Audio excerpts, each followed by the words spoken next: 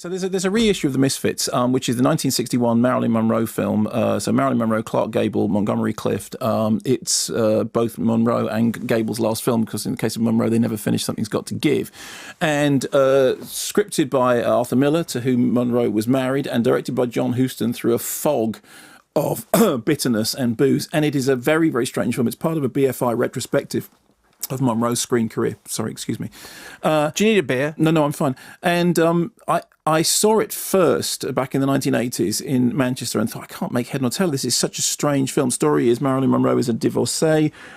She's just recently become divorced. She meets Clark Gable's grizzled cowboy. He says, come out with me to a cabin out in Nevada. We can just live. And she does. And then when she's out there, they meet with Montgomery Clift's damaged rodeo rider, and they decide to go on a Mustang roundup, which is like the bleak end of the world. This very, very long sequence goes on for what seems like forever, in which they're rounding up Mustangs and everything's falling apart and it's all grim and terrible.